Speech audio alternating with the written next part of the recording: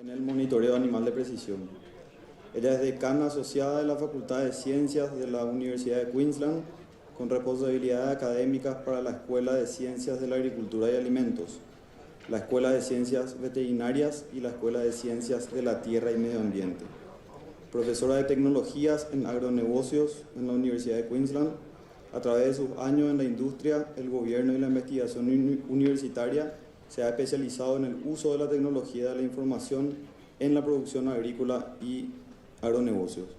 Queremos agradecer a la Cámara de Comercio Paraguayo-Australiana por hacernos el contacto con la doctora Kim y le damos la bienvenida con un fuerte aplauso.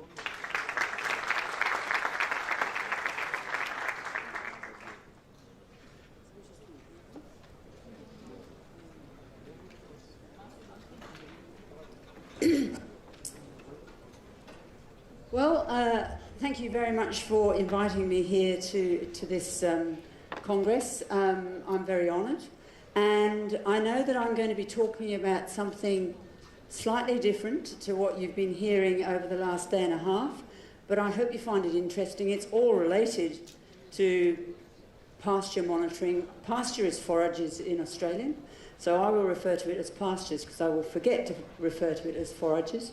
Pasture monitoring and animal welfare, animal health monitoring.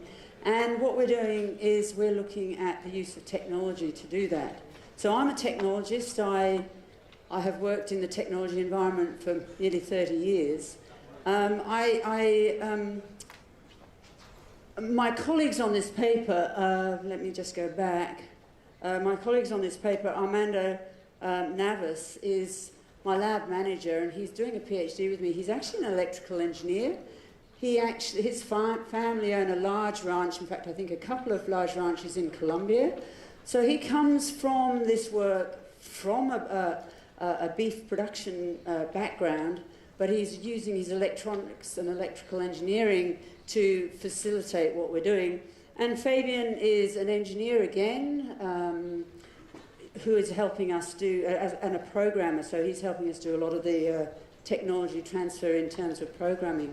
So what I'm going to look at today is how we can use a low-cost sustainable, or develop a low-cost sustainable and viable farm monitoring system, and we're doing it for extensive grazing within the Australian context, so anything over 1,000 hectares. Again, extensive grazing in Australia tends to be on very large properties, as it is here in Paraguay.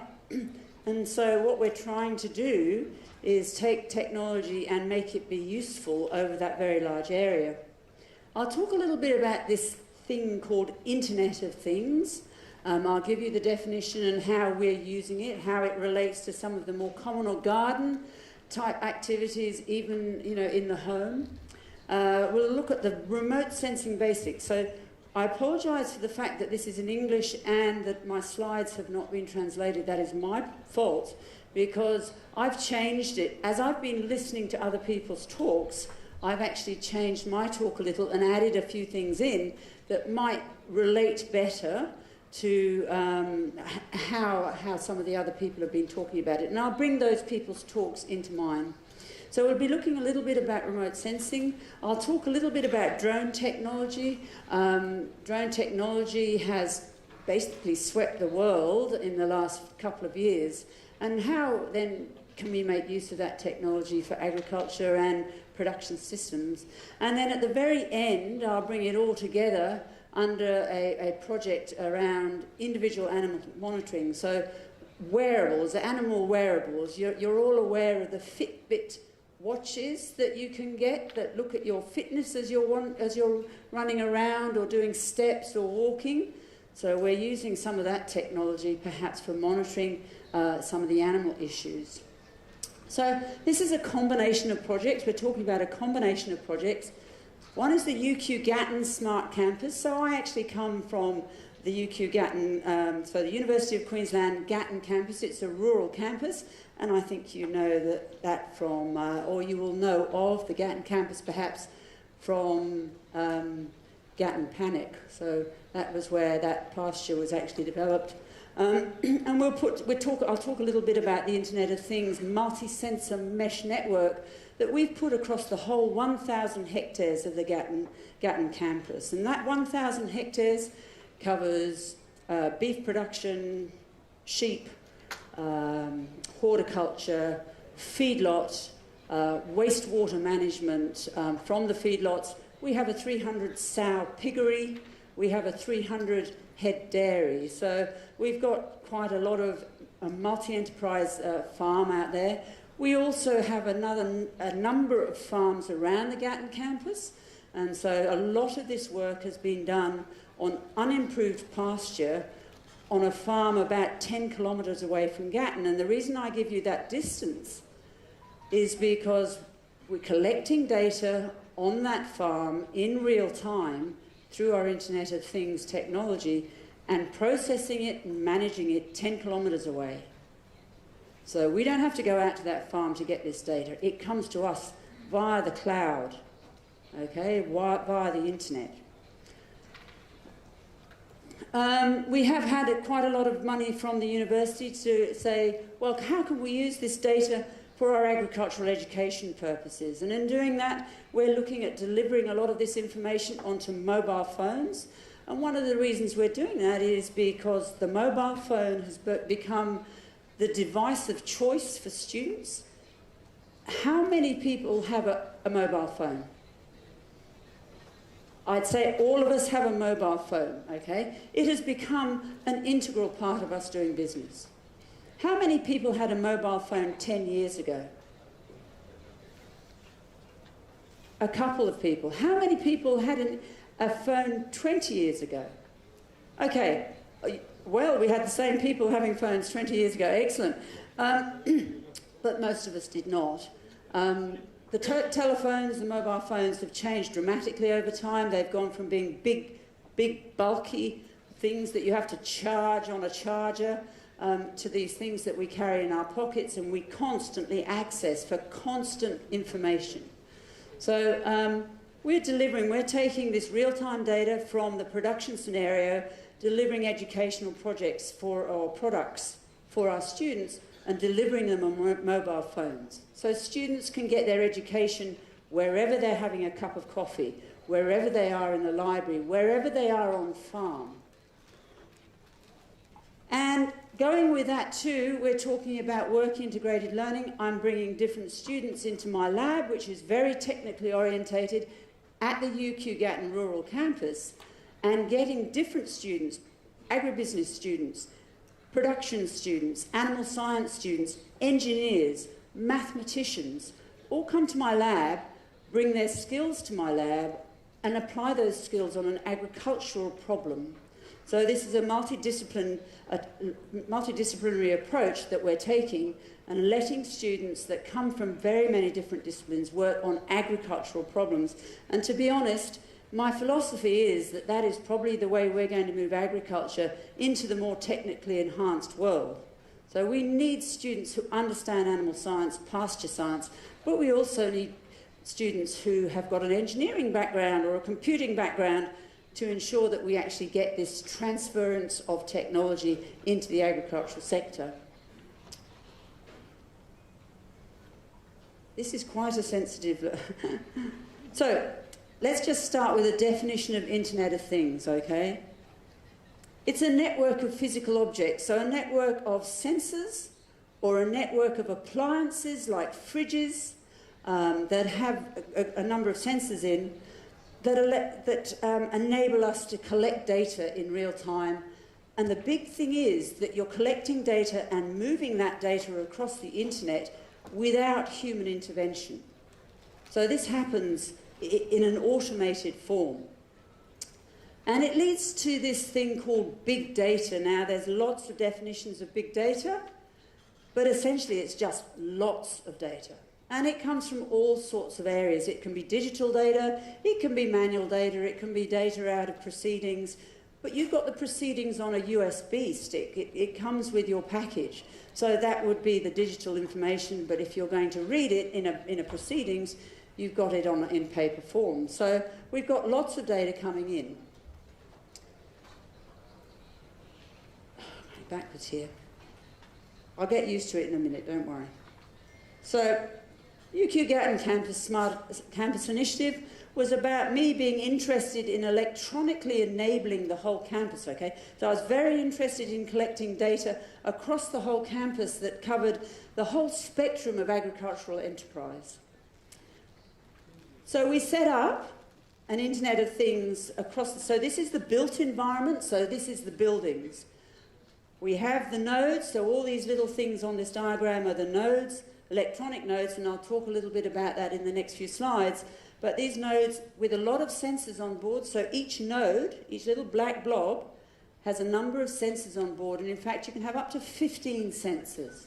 And there are different types of sensors. You can read air, you can read temperature, humidity, you can monitor dust, you can monitor noise, you can monitor gases. So you begin to understand if we wanted to go into a feedlot and start monitoring methane, for example, we can use these nodes with appropriate sensors on board. And we've put them all around the campus.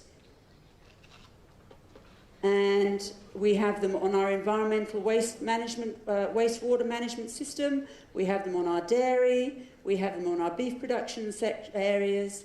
And these sensors are all connected by, in this case, Wi-Fi, because it's on a campus that has Wi-Fi, but I'll talk about the fact that we've actually done a lot of work on ensuring that we can put these sorts of sensors out in a rural environment on an extensive grazing property, and there are different types of technologies, communication technologies, that enable you to do that. You can transfer data over very large distances using radio waves, for example. You don't have to use Wi-Fi. So if you have no Wi-Fi, if you have no 3G or 4G connection to your mobile, you can still get access to this data from a very long way away by using old-fashioned radio communication, okay? And it does exactly the same thing. It brings data in to you in an office in real time, and once you start collecting that data in real time, you start being able to make decisions in real time.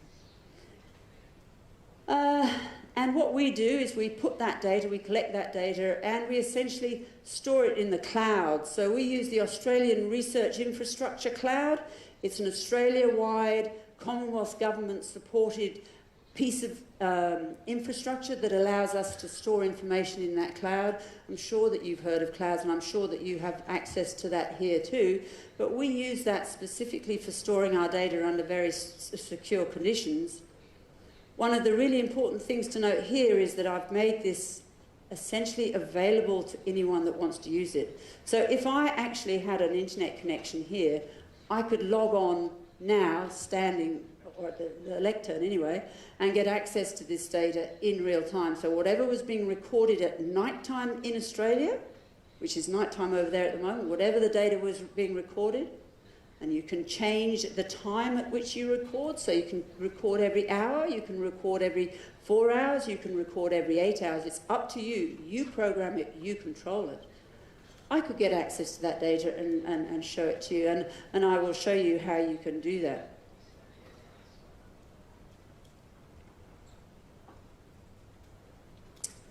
So our wireless sensor network has been set up to be operational, okay? So it's very important that you understand that this is not just research technology.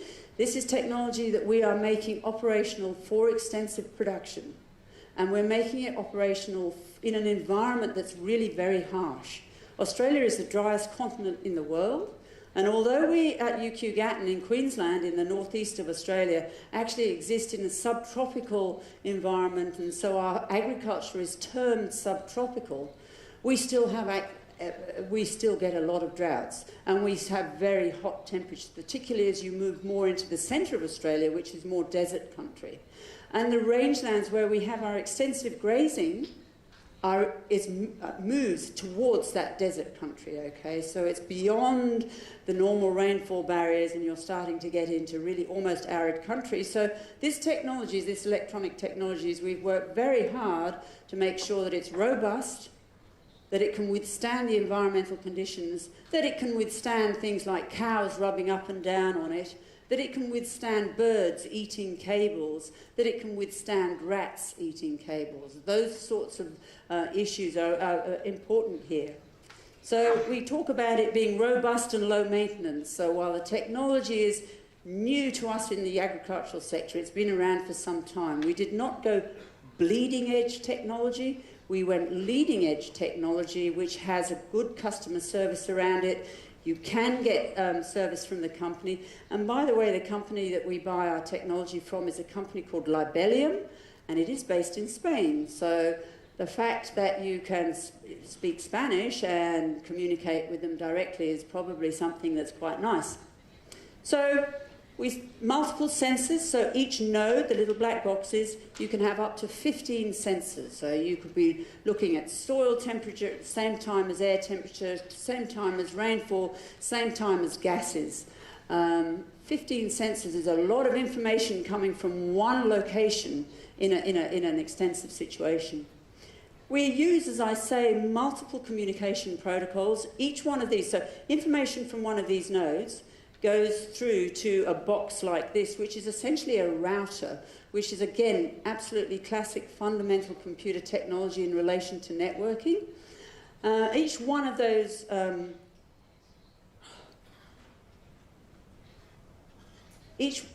oh dear, I'm very sorry about this. I will learn how to use it.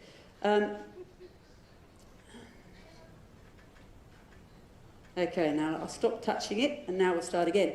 Each one of those things sticking out from that is a different antenna for a different type of communication protocol. So you can have Wi-Fi, you can have Zigbee, you can have LoRa, and LoRa is the slightly longer wave radio waves that we are now using for our communication protocols. And the reason for that is our workers found that that type of communication protocol can exist in harsh environments, and you're talking 20 kilometers through trees and buildings to enable you to get that information. With Wi-Fi, you can't do that. Buildings and trees upset Wi-Fi. Okay, you lose data that way. We don't want to lose data, so we've gone with an old-fashioned, relatively old-fashioned communication protocol, and that allows us to get 20 kilometers. Now, the thing about that is that we can set up these nodes. They're solar powered, by the way, so once again, you're not dependent on having electricity to an area. You have these nodes, and each node communicates with the next node, okay? So it enables us to hop across, the data is transferred across each of these nodes, and then gets sent to a meshlium. So you can have these nodes, you know, up to 20 kilometers away from each other. And so you can extend your network over a very, very large area. And this was one of our major goals, was to enable us to work in very extensive areas. That information, they're also very smart, okay? That if one node gets broken or stops receiving data for any reason, the other nodes can work their way around that broken node to still continue sending data. So your whole network does not go down if one of your nodes breaks. So again, it's robust in that sense. So what we have is around 60 nodes on our 1,000-hectare property. Remember, whilst I'm looking to extend it into production systems and extensive grazing, we're actually also doing quite a lot of research to find out what's best, what works, what doesn't work. So we've got quite an intensive network here. We've got 4 of these meshliums, so you do not have to have very many of these routers, these gateways to the internet to work.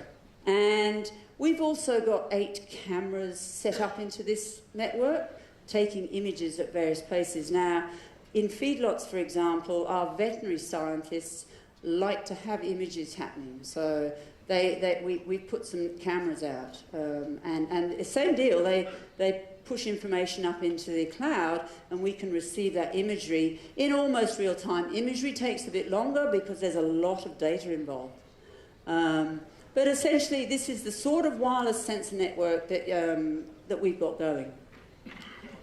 The nodes, as I say, we bought all our technology from Libelium. We did quite a lot of investigation as to which was the best company to get involved with.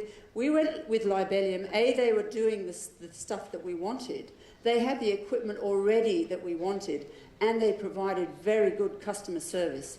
They are very good at relationship management, and if you're wanting to put something in that's operational, robust, and usable all the time, you need to have someone who is going to do that sort of relationship management with you. You do not just want to buy, you need to have access to some of that know-how at the back of it.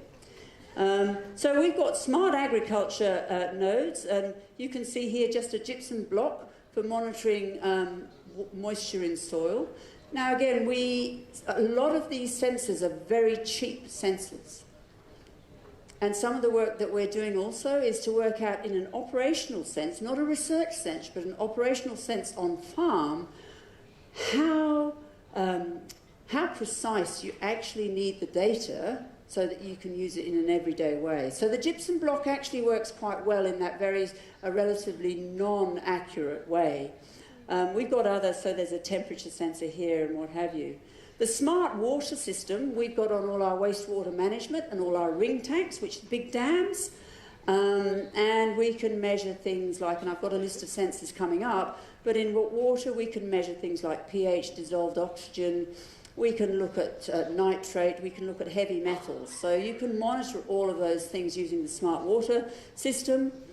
The smart environment allows us to do the gases. So if we're really interested in methane emissions in our feedlots, we can do that. But we can do carbon dioxide, we can do oxygen, we can do a whole range of environmental gases that become important to us. And then the smart security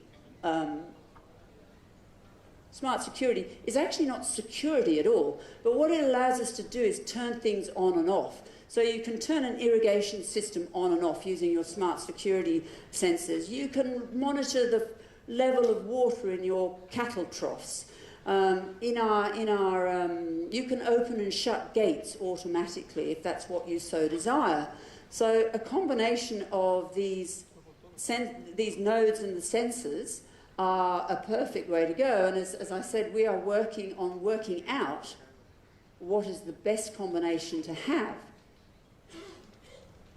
So the types of sensors for smart environment: carbon monoxide, carbon dioxide, oxygen, methane, hydrogen, ammonia, and so on, the hydrocarbons and some stuff that you're not really wanting, but they also have temperature, humidity, pressure, atmospheric pressure, dust, which is important.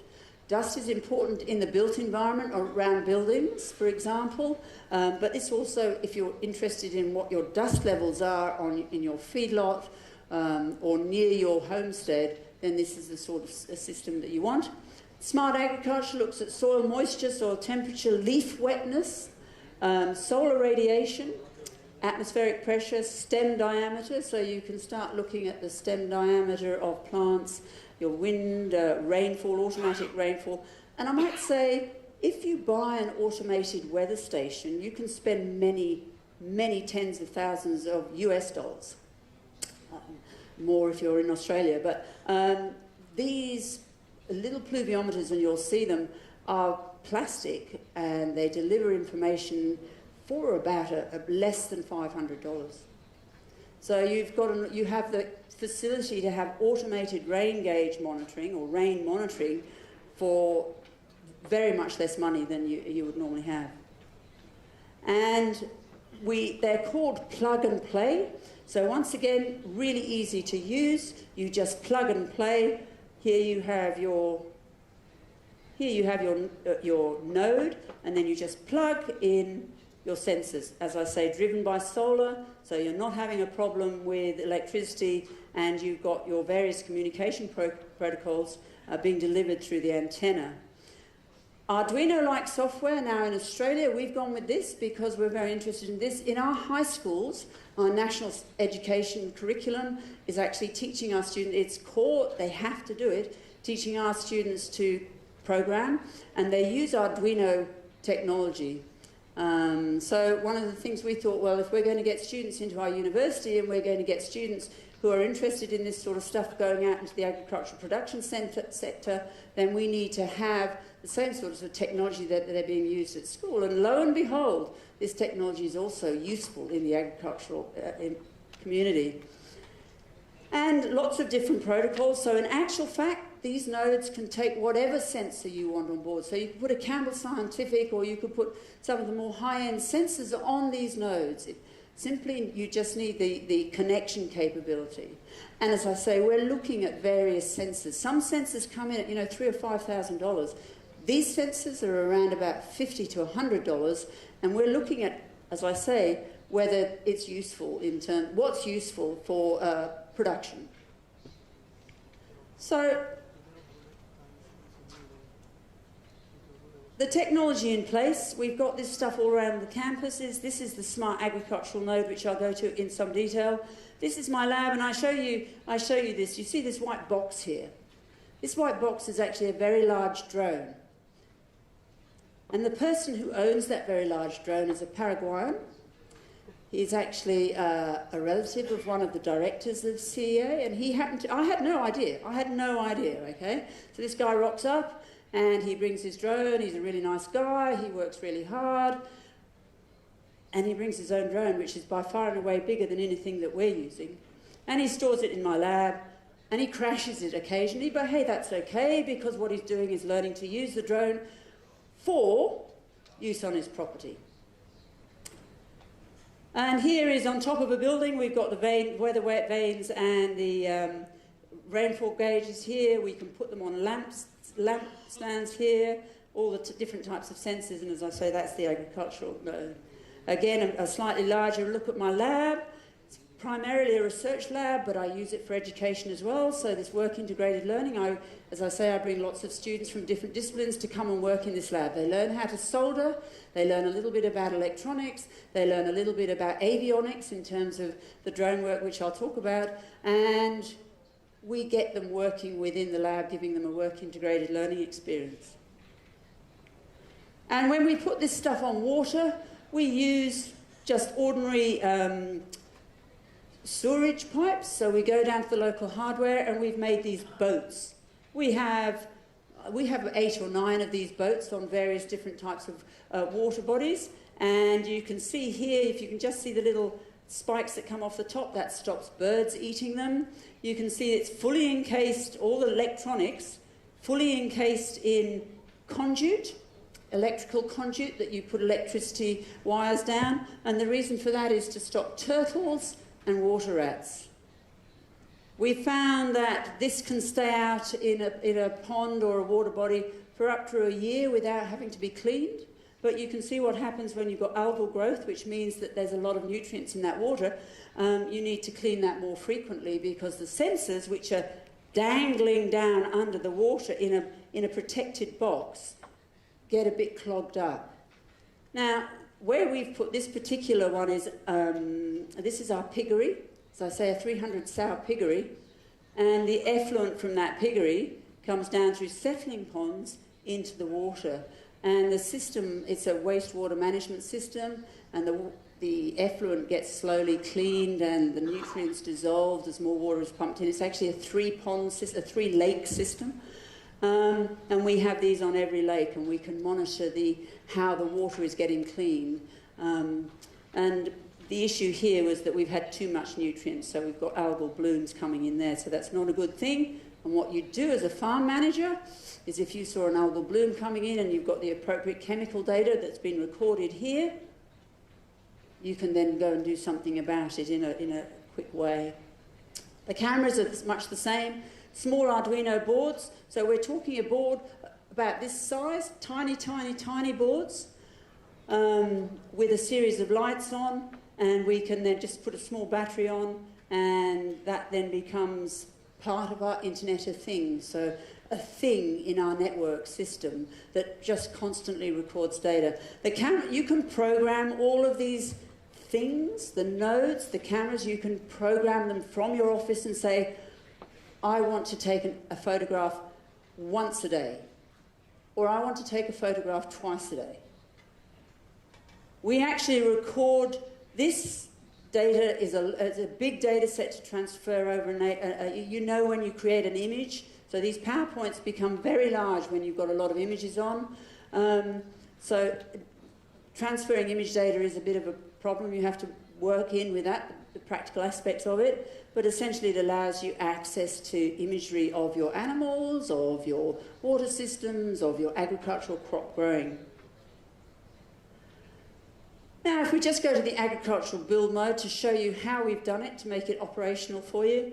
So here are the electronic components that are part of a box, so you can actually undo the box if you want. Probably wouldn't really advise that unless you have some electronic experience, but nonetheless you can. Small battery here, and I have to say, a small battery like that, this sort of size, with a solar power system attached to it, a little small solar panel, perfectly adequate. We can keep these going for years on end. So our systems have been out there for about 2 years now, just using the solar panel to charge things, and we've had no problem at all. We don't have a failure rate at all with the battery system and the solar power. Okay, it works. We've done it in an industrial mode now. We have templates so that every one of them looks much the same. If you're interested in this particular one, so this up here is a radiance, a plant photosynthetic measure of light. So yesterday, when I think it was Juan that was talking about the difference in pasture, how high it was and how much light was getting through, you can measure that using that little sensor plugged into our system, and just using normal tools that you would have in your shed. And again, out in the paddock, we use normal galvanized steel pipes. Again, this is to stop animals breaking the system and pests perhaps eating them. So we have all our pipes made the same way now. We know exactly the recipe for creating this. As you can see here, the sensors are coming out of a hole quite low down on the pipe. And we have used tools that you can buy in your local hardware store, your local rural produce store. These are tools available everywhere. And so we have another picture of it here. These things here are the junction boxes that most electricians put in the ground to bring electricity to your home. So these junction boxes are plastic things. Again, they prevent pests getting at the sensors. So this is the type of system that we put up. Now there is a bit of physics involved just to determine how high the sensors are to make sure that your radio waves, your transmission, your communication does not bounce on the ground and create all sorts of interference, okay? But it's a simple equation. This is the sort of thing that a university student would learn in first year physics. In fact, probably at high school if they were doing physics at high school. So a very simple equation, and there it is. Use it straight off. And you work out how far your nodes are apart and how high then you need to make those nodes to ensure that you don't get that interference happening. So all in all, what we've got is the Smart Campus Initiative, which is nodes collecting data on all sorts of biophysical variables up through the router into the cloud, okay? Now, what we want to do with that is make use of the information, of course, and how do you do that? You have to look at a little bit of a system that enables you to take the information out of the cloud, but our idea is for research projects, farm operations, so this is a really big thing, an operational management system for on-farm, managed at your office with your system way out there in the paddocks. And as I say, we want to deliver it onto a mobile phone so you can get access to that information every time you pull your mobile phone out of your back pocket. Now, that information is actually sitting there in effect, in a database, an ordinary database. And what we've done is we've said, well, some people may want to visualize the data, and I'll show that to you in the next slide, but some people may just want to use the raw data. They may want to literally make use of the data in an Excel spreadsheet. If that goes into your existing property management software, then that's probably what you want to do. But maybe you actually want to have access to that information in a different way. So we've set it up so that you can chart the information online in front of you on your computer. This, I think, if I recollect, is soil temperature versus air temperature. The blue, this one going down, is air temperature, and this is across from the 12th of September 2016 to the 25th of November 2016. So you can see that the air temperature would drop during the night, but the soil temperature doesn't. And you can do that for the whole year. So you can actually look at the time lag between your air temperature and your soil temperature. You can look at on which day you had a cold soil temperature. If you're trying to germinate something, you might look at what was happening in your soil temperature, particularly at night time. And we have, where the Gatton campus is, which is probably how come that we got into the Gatton panic stuff, we have frosts. But at the end of the day, we have very hot temperatures in summer. So we can go up to 39, 40 degrees in summer. We can go down to -6 in the winter. So it's slightly different from Brisbane, which is the city, where we probably are looking much more at a more reasonable range of temperatures. Now, what you might want to do on top of that, and we now have this, so this is a slightly old image, we now have the ability to have 4 sensors delivered at the same time in a chart form. So you can look at rainfall, you can look at soil humidity, you can look at soil temperature and air temperature at the same time. So classic sort of variables that you might want. You can look at it every hour if you want to. You can look at it depending on how you set it up to take the information. The nodes go to sleep. They wake up. They all wake up at the same time, all programmed to wake up at the same time, take a reading, and then they go back to sleep again. So they're not using their battery or their solar power whilst they're asleep, but they enable you to collect data in a time span that you want. And this, just to go into this, we've also put in a mapping facility. So you can start looking at heat maps, cold maps, rainfall maps across a very wide area. This is an experimental setup where we've got nodes every 100 metres, but you can do exactly the same thing with nodes kilometres apart, okay? So we have large amounts of biophysical data coming in. What else do we need and for what? So we want it. We want it for pasture monitoring and management. We want it for animal monitoring and management. We want it for crop monitoring and management. And certainly at a university, we want it for education so that our students get access to this technology and the information, and we make use of it for their education. But there is more data to be collected, and that data is an aerial view. So I'm going to go backwards in time in the next slide, but one of the things that we're looking at and have done a lot of work on is the use of drones in agriculture, all right? Now, we're essentially going backwards in time to be futuristic.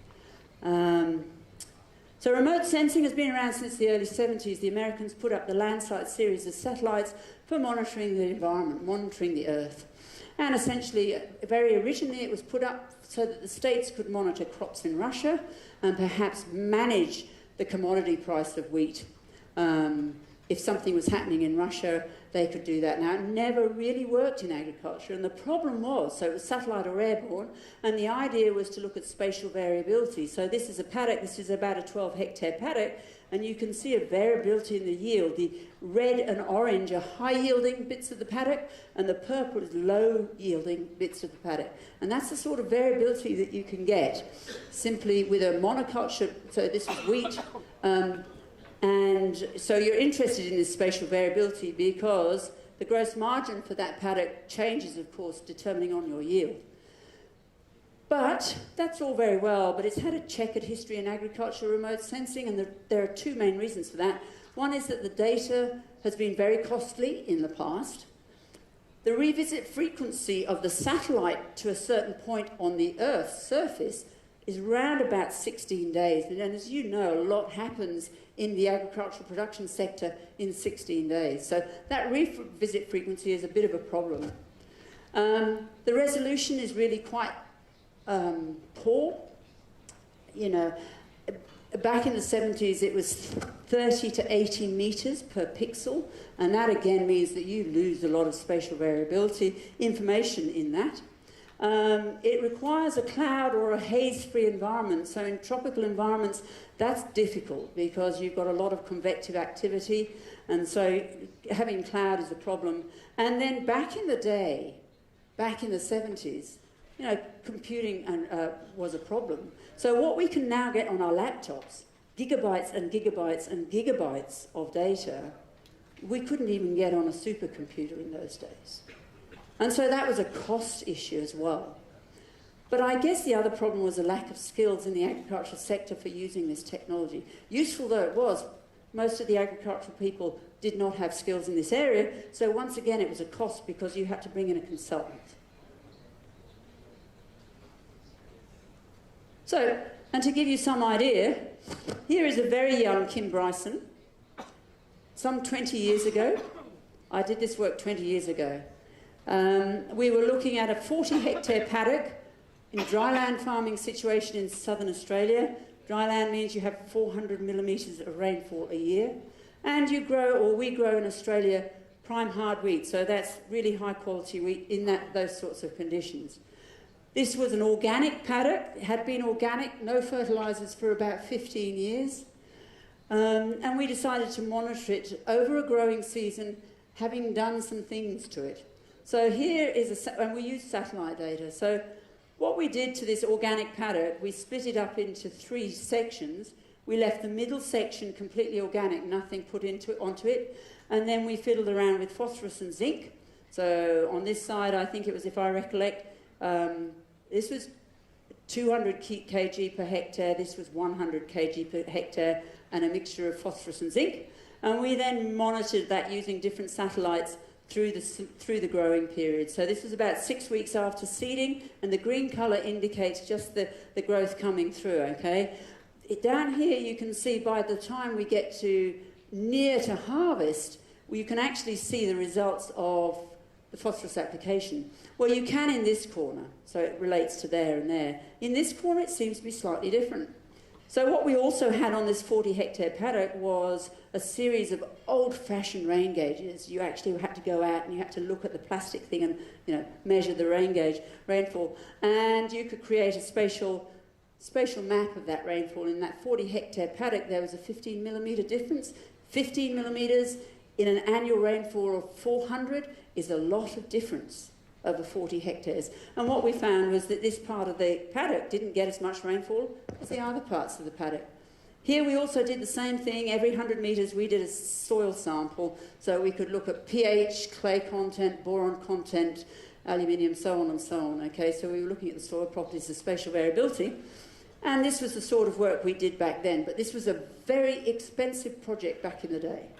That would have cost us probably $10,000, and that's an expensive project.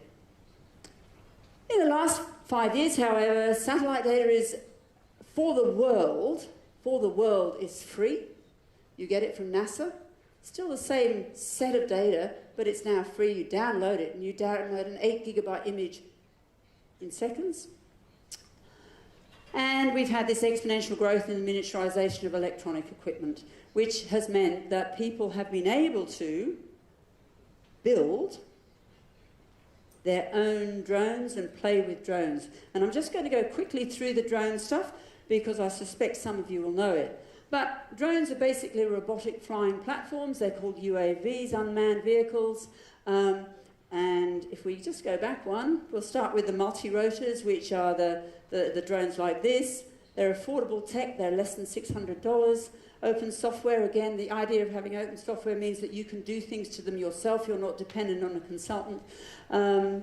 We've got reliable global positioning systems, so you can get very accurate positioning systems, and I'll show you the level of accuracy in a minute. Programmable, so you can actually program your mission. You don't necessarily have to be flying it, so you can program them very clearly. Free software online, so you don't have to buy anything there. And it's got about 10 to 40 minute flight capacity, and it has a carrying capacity of only 1.5 kilos. So there are some trade-offs here. If we go to the next sort of thing, which are the fixed wing platforms, they're more expensive. They have a much longer flying time. They have much larger spatial coverage in that flying time. So about 400 hectares, in 70 minutes. Larger carrying capacity of up to 2 kg, so you've got very high quality cameras, for example, or you could even put some, maybe some fertilizer or herbicide on, but you need takeoff and landing skills, so you actually have to train a lot harder and for a lot longer before you can use this technology.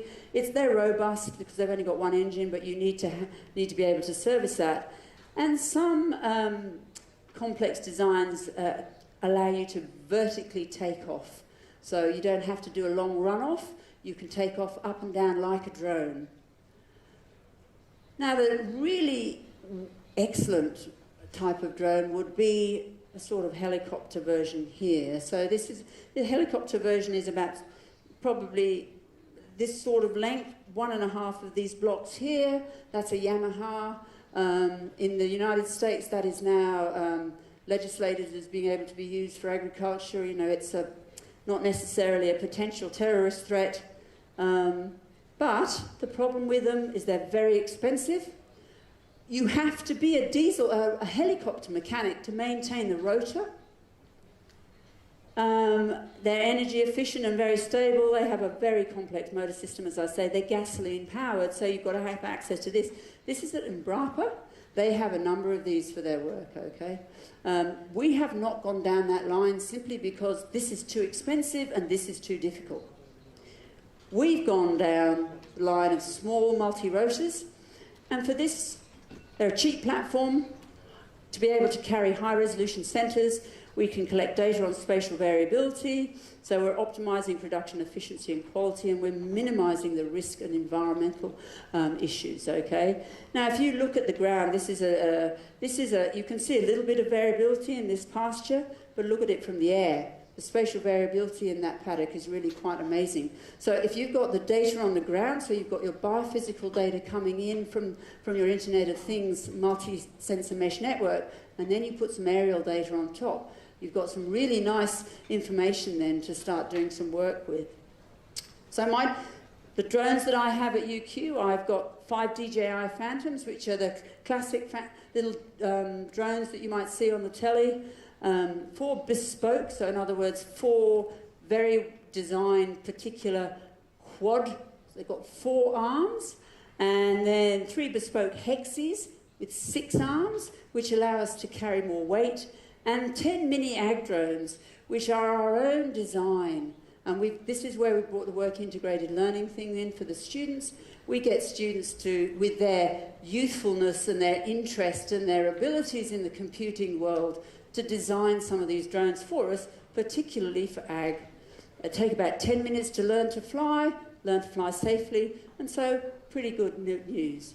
So we have a design and build active learning approach to this. We get all sorts of students. They learn general design and build principles, they learn to fly, and they undertake a project in the agricultural environment. So a very interesting way to go. We use free software all the time, so that if you're interested, this is a website called eCalc, and in eCalc you can look at different types of motors, frame types, propeller types, speed controls, etc. So you can fiddle with this theoretically before you buy the product and then start to build it. And we encourage anyone. We encourage students, and we encourage staff, and we encourage industry people to play with this and get these variables.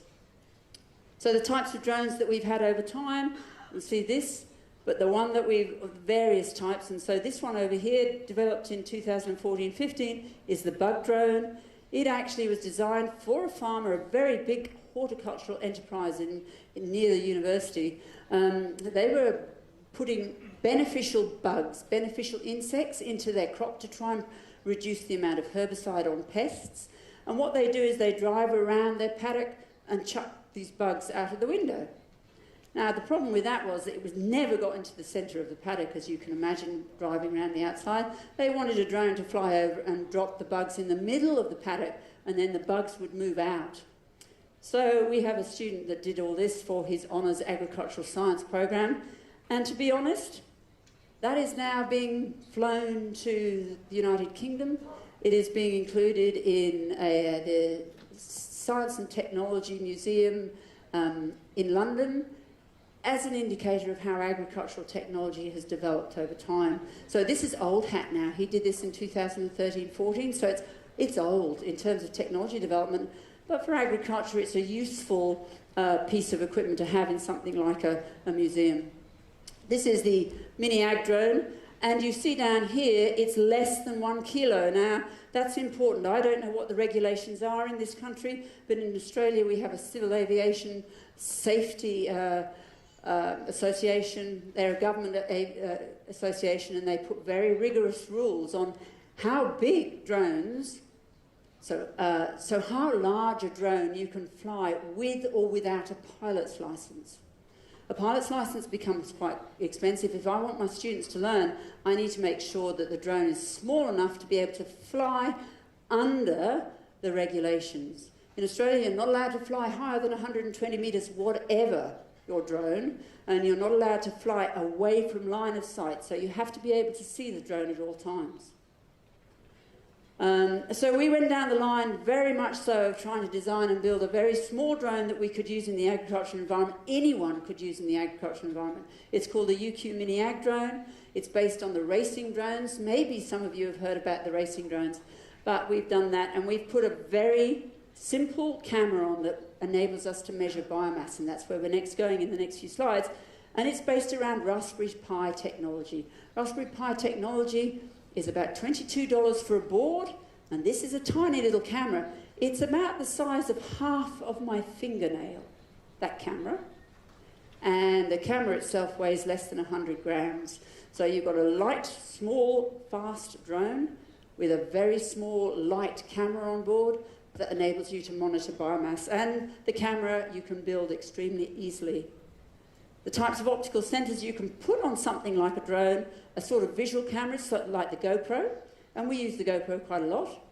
You can put the no infrared camera on, which is a camera, it's the small camera that I was talking about before, that enables you to monitor biomass.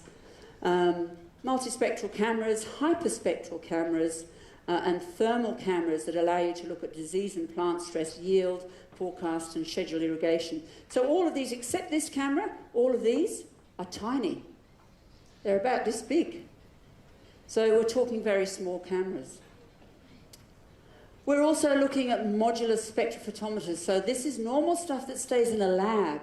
We're developing it so we can fly it on a drone.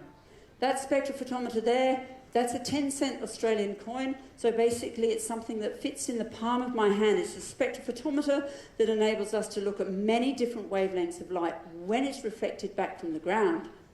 And that then gives us more information about plant yield, plant diseases, biomass, the quality that Jan and others were talking about, quality and quantity of biomass. User programmable, can be remotely triggered, so you can be 400 or 500 meters away from the camera and trigger it, and it has active potential for active sensing.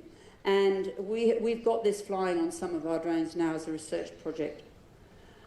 The sort of things that you tell from that are things like this thing called a normalized difference vegetation index. The normalized difference of vegetation index gives you essentially a measure of biomass.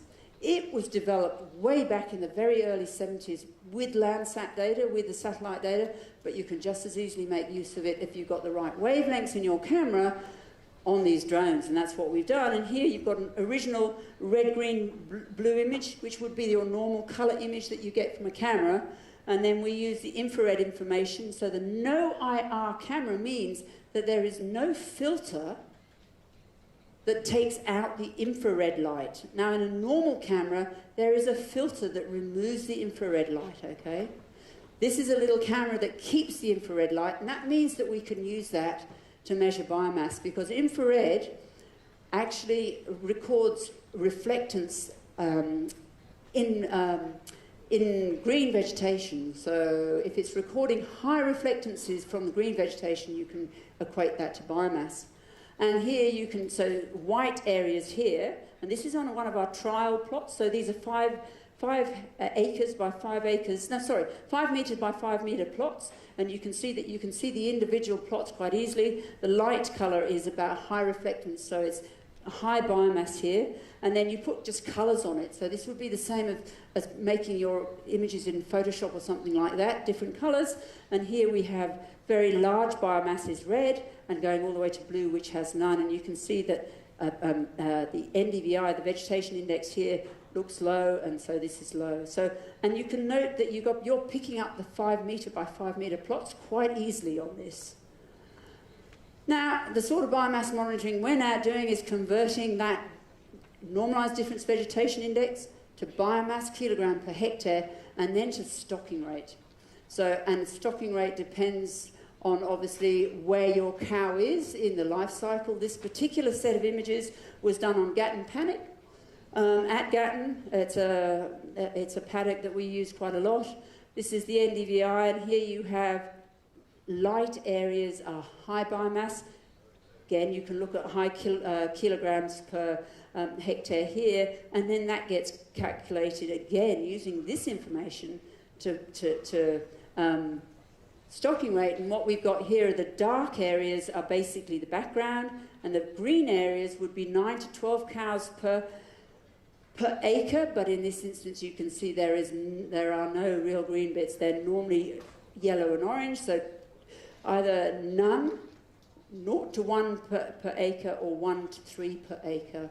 And Juan told you yesterday that in Australia, you know, 1 cow per 15 acres in Australia is not such a strange thing to happen. That's quite regular. So we do a ground truthing, and we can show that if we use a special technology, again a spectrophotometer here, you can actually have a 0.8, an R squared of 0.8, which is good correlation. The biomass and the NDVI gives a good correlation to biomass. So we know we're on the right track there. And we can look at multispectral cameras, which again we're developing ourselves, and these allow us to put very significantly different wavelengths on. So we're getting to the point where we can actually look at hyperspectral data here. So if you've got a particular problem, you can look at a very particular wavelength to pick it out. And these are removable. So again, it's based on Raspberry Pi with the small Raspberry Pi technology, so that there would probably be about $50. Then what you've got down here are high-grade resolution optical filters, which are probably about $80 Australian each. So by far and away the most expensive bit of this are the research-grade filters, but nonetheless, not a very expensive way to get an awful lot of really useful information about plant health and plant quality. And what we've got here is, you can see here, this was taken at about 15 metres. This is the 2 cotyledon stage. So it's when a plant has just germinated, you see the 2 little leaves. And you can see infrared is very bright. In red, it's very dark because green vegetation absorbs in the red. And then green is a bit light as well because that's reflecting the amount of photosynthesis, chlorophyll in the plant. So you can actually get really, really, really high resolution information out of this if you so want. This was for a nursery. So they're looking at germination of thousands and thousands and thousands of seedlings, and they're very interested to know what are not germinating and what are. And the sort of drones that we use, and this is quite interesting, this was a Brazilian student who was over on exchange with us, did some work in central Queensland that was looking at the difference between the role of Landsat data with its resolution, coarse resolution.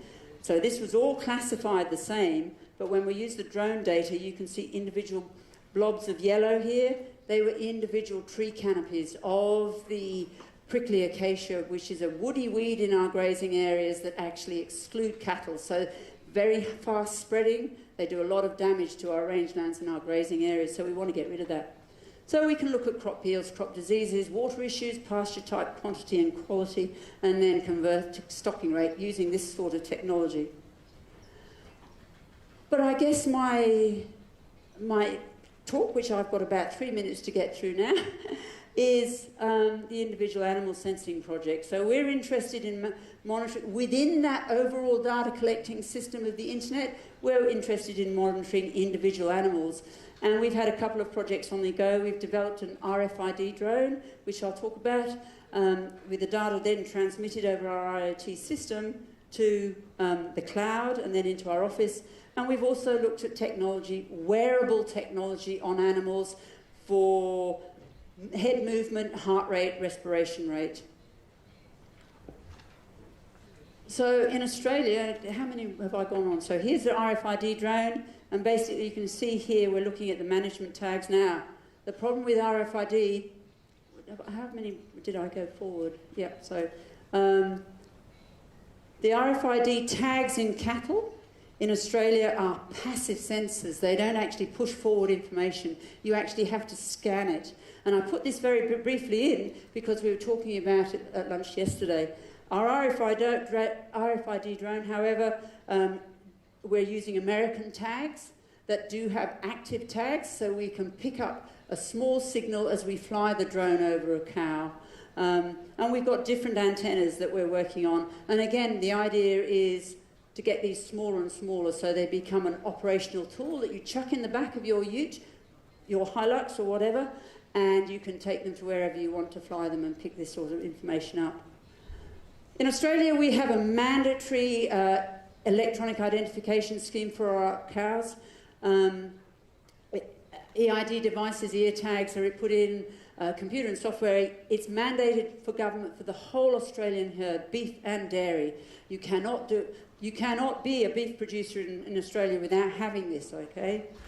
There's many different tags, and I would advise very much for you, if you're interested in this sort of thing, to go Meat and Livestock Australia, which is our industry body for beef production, or well, actually for livestock production. There is the website, www.mla, Meat and Livestock Australia, mla.com.au. Cattle, sheep and goat producers pay a transaction levy on the sale of their livestock in Australia, and this is what, and the government, the federal government, then matches that dollar for dollar. So this is where we get a lot of research money from. Meat and Livestock basically provide that money for us in the production sector. The two important systems are the barcode, which I'm sure you all know from the supermarket, and the RFID system, and you can see here it's in the cow's ear. Basically active and passive tags. And how it works, and again I put this in because we were talking about it yesterday lunchtime.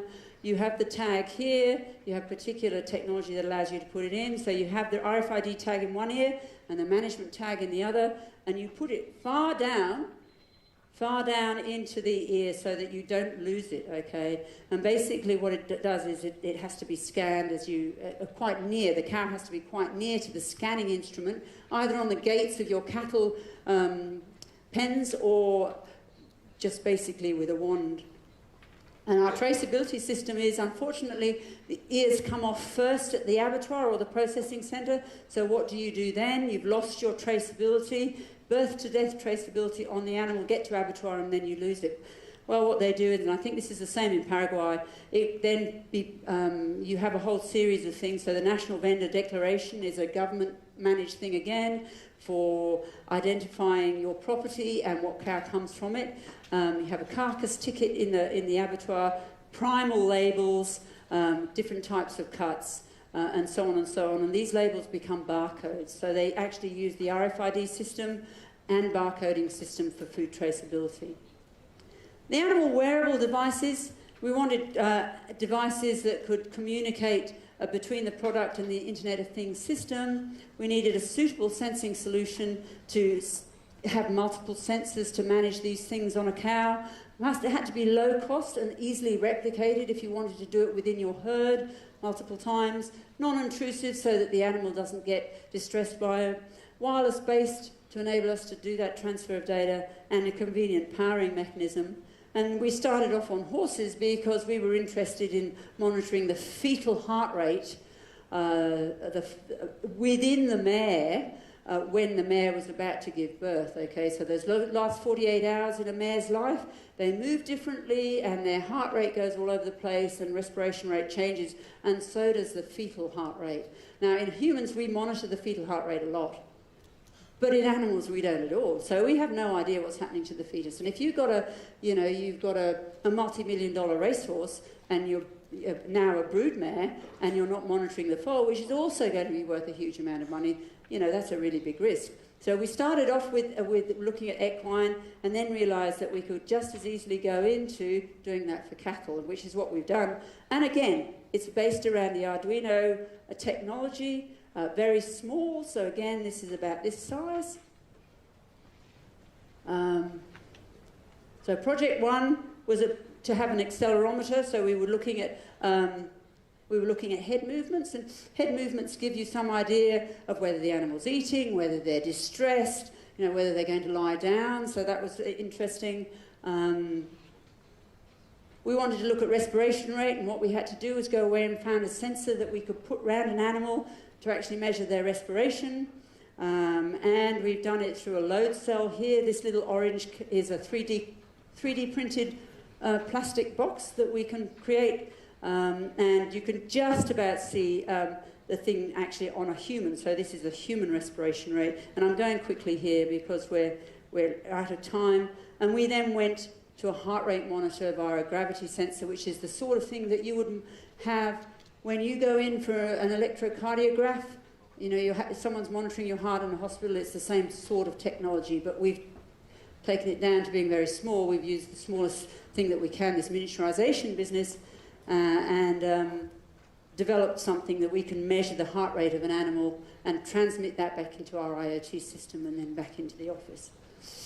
So where it's going, and it's about second to last slide, so don't worry, I am finishing. We're looking at precision broadacre cropping for yield, disease, water stress, precision horticulture, which is a very high value crop in the Queensland agricultural scene, precision wastewater management for monitoring things that come off a feedlot, for example, piggery or a cattle feedlot, and precision pasture management, so basically what I've been talking about. And we're also looking at this business of development of animal wearables. So we need to get smaller and smaller so they become less and less obtrusive. But, as you know, the little Fitbit watches that we have available to us, we can wear them on our wrists with no problem. And the idea will be that we have all the sensors on the same unit. So you've only got one unit impacting the cow. And that will give us better traceability. And I don't think I'll go anywhere near that because that becomes complex and I need to spend a bit of time on that. So I think I'll end there, okay? Thank you very much.